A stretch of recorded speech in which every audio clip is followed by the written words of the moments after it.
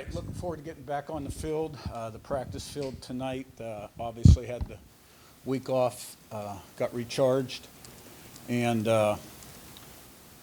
looking forward to playing on Saturday against a tough opponent. Coach Rule's done a great job, with the football team there, 5-1. Impressive team on tape, giving up 11 points a game on defense, a veteran outfit. And offensively, big offensive line, big tight ends, play a lot of guys, really skilled receivers, a lot of good running backs, and a mega talented young quarterback. So, but as always, it's more about us and what we do. You can control what we can control. Having a great day today, preparation, stacking good days, and it's an important game because it's the next game. That's why it's an important game. It's this game. And we're looking forward to it. Questions? Zach, on your left and Miz. They have, I think, one of the most disruptive defenses you've seen to this point, certainly one of the more disruptive, and they're leading the conference in sacks, tackles for loss. Just when you look at that side of the ball, what are they doing that is just kind of creating problems for opponents? Well, they got good players. They're very well coached. They play really hard. They're very multiple in their scheme. They've got guys that can affect the passer, a couple big guys inside, 315-plus type guys. They play a lot of people, and they do everything they can to keep you off balance. They also deflect a lot of passes. They have 7 interceptions, giving up about 85 yards rushing a game, I think. Yeah. Yeah, I mean, you have a core group of JMU transfers, obviously, that dealt with success last year, 10-0 start, and kind of the national spotlight at times. Has that helped, having that kind of group that's been through this before? And did you learn anything from that experience as well, kind of navigating that? Yeah, well, those guys and a lot of the other new guys we brought in, and the guys that decide to remain the right kind of guys, and the kind of the mindset and culture that we've been able to create here. And those guys certainly have facilitated the change early on. And, dealing with success is a lot better than dealing with failure. But you got to stay humble and hungry and maintain your edge. And, yeah, I think you're always learning. And, did I learn? Yeah. And because, it's like Mike Krzyzewski said, when he retired, his toughest opponent was human nature. Human nature. Because it's natural to feel good, this and that, things are great. But that's not what this game's all about when it comes to preparation and stepping between the white lines. I mean, you've got to have some special characteristics to be able to deal with success and not be affected by it in a negative manner. Curt, yards after catch have been a big part of your passing attack this year. You got 4 receivers with over 100 yards in that. Can you speak to the importance of that? And also, when you diagram a play, can you try to design that into a play, or is that just something that just happens with the receiver making the play? Yeah. Well, that whole crew, and we spread the ball around. I think we had over 10 guys touch the ball last week or in the last game. They have great ball skills, and they're strong guys too, which leads to broken tackles. So,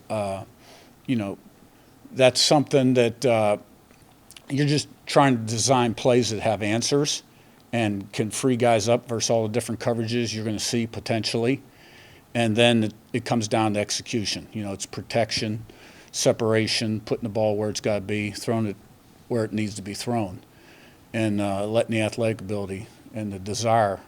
Sometimes there's a little want-to factor there, too, involved in that. Take over from there. Seth and Jack. Yeah, Curt, you mentioned Raiola's talent. Just what have you seen from him on tape? What challenges could he pose for your defense? Yeah, he's a really talented guy. He's got great arm talent. He plays with a lot of confidence. He's got a really nice supporting cast. They protect him well up front. They've got one receiver, 6'4", 225, and can really go, deep ball type guy. And schematically, the staff does a really nice job of they don't put too much pressure on him. They're balanced. They want to run the football, good play action pass, get them out of pocket, change the launch point. So I think they've done a tremendous job with him. Jack in front, and Zach B. Hey, Curt, how's Jaylen Walker doing after leaving the Northwestern game? And I guess that position as a whole, how do you feel about the depth you have there? Yeah. Jay Walk is a guy you never count out, and I expect him to be full speed on Saturday. And, we're developing some depth there with Isaiah Jones and the freshman, Hardy. But there are positions we don't have a lot of depth, so, but feel good about that group. Zach B in front, and Bob. Coach, we know that you're a process-oriented guy. What does that process look like during a bye week? Did you take time to kind of step back, or was it still balls to the wall? Oh, it's balls to the wall all the time. Because you're getting better or getting worse, never stay the same. So, we practiced 3 times, and we did some prep on this upcoming opponent. And then you're looking at other people across the country, seeing who's doing what well and trying maybe to get a few ideas that may help you down the road. So using that time wisely. Bob, Okay. top left, and Jim. Curt, kind of a big picture question, but when you're rebuilding a culture the way you have here, what are 2 or 3 of the key non-negotiables that you have when it comes to rebuilding something like this? Well, the first thing you got to do as a leader, you got to change the way people think inside and outside the program.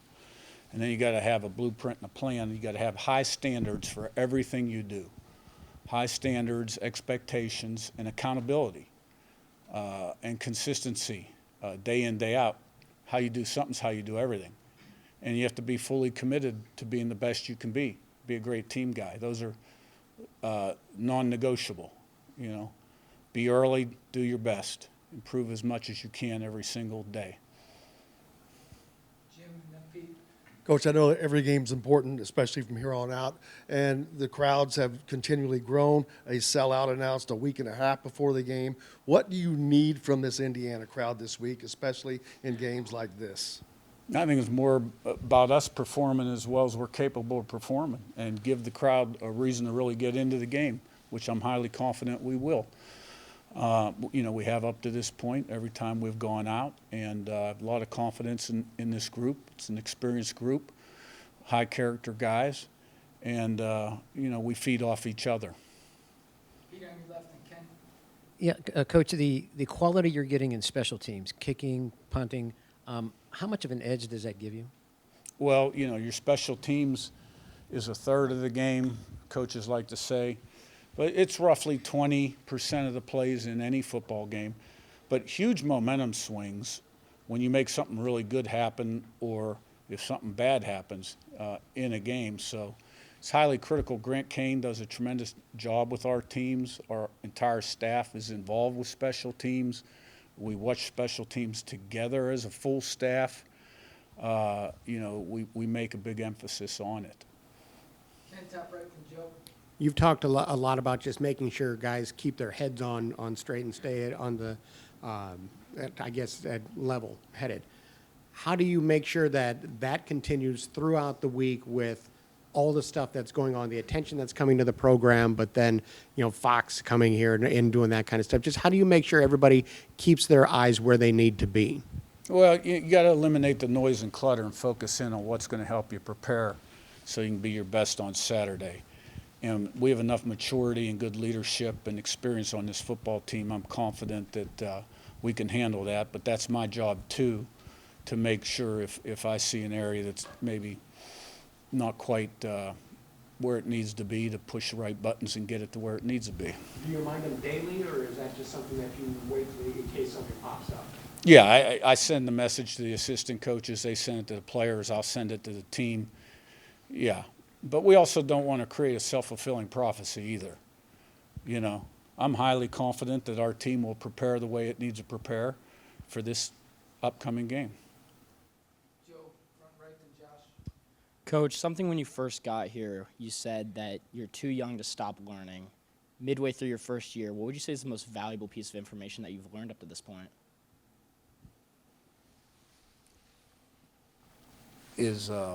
I think what I've learned up to this point is that we have unlimited potential as an institution and football program. And that if you commit daily and do the things you got to do to be successful, that there's no self-imposed limitations on what you can achieve. Josh, on your right, and we'll wrap it with these. Coach, you have success after bye weeks at James Madison and prior destinations. What goes into that? You said balls to the wall in preparation. Do you feed off of what you did the year before, or is there anything different you're doing this year? Yeah, I just think we have a way that we do things, and we have a way we do things during bye weeks, and then we have a way that we do things the week after a bye week, and it really doesn't change very much. It's not quite as intense during the bye week, right? But we still have a structured routine, and you know, when you got good players, you have a better chance to be successful. Elise, on your right. So at the first game, they handed out shirts with your name on them, and since then there's been all kinds of other designs that have been going around. What's your reaction to your popularity here around Bloomington, especially with the student body? You know, I made a couple comments when I first got hired. I was out there on a limb a little bit. You know, I felt like that's what I needed to do, and I think it's more of a reflection on how the team has played and the success that they've had on the field that's gotten people excited, and this is just a byproduct of that. All right, thanks, Coach. Thank you.